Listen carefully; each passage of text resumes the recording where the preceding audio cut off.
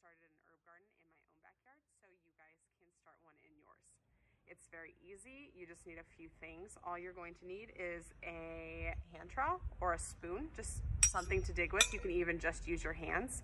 You're going to need your herbs that you've decided to plant.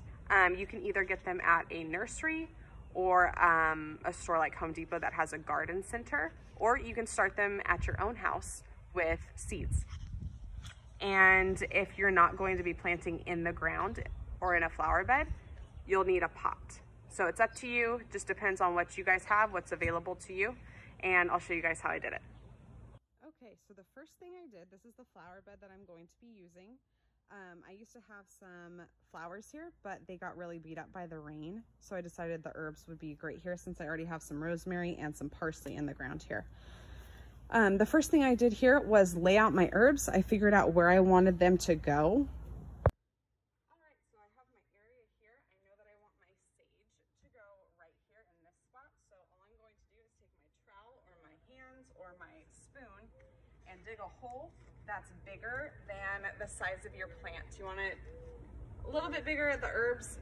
With herbs, it doesn't have to be too much bigger, but you want to make sure that the soil is nice and loose so that these roots are able to grow or move easier through the soil. Okay? You can set your plant down in the hole to make sure that it's the right depth, but I'm gonna make it just a little bit deeper so that the soil underneath the plant is looser so those roots can grow down nice and deep, okay? So I'm gonna set it in there, make sure it's nice and even. Looks pretty good. So I'm going to go ahead and take my plant out of its container. I'm gonna take my fingers and just kind of run them along the sides of the plant where the roots are at, just to loosen the roots up a little bit so that they aren't all stuck together. This will allow them to start growing out a little bit easier. So I'm gonna put my sage in the hole. I think my hole needs to be just a little bit deeper. So I'm going to go ahead and dig it out just a little bit more. That looks better. I'm gonna go ahead and fill that hole back in. Push down a little bit around it, not too much. And just even that soil out around it, okay? And I'm just gonna do the same thing with the rest of my herbs. All right, here's my herb garden. I have rosemary, sage, I have oregano, parsley, basil, and some cilantro. The cilantro is really small. I started it from seed a few weeks ago, but it's still small, so I'm going to wait another week or so for it to get a little bit stronger before I transplant it.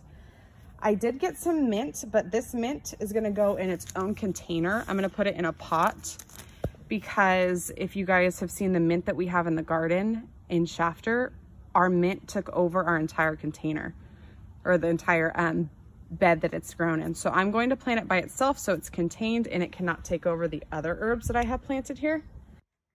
If you guys don't already have an herb garden at home, I hope this showed you how easy it is for you guys to grow your own and how nice it can be to just be able to walk out your back door and harvest your own herbs for your dinners or lunches. Having your own herb garden at home is great because it'll save you money. You won't have to go to the grocery store to buy your herbs.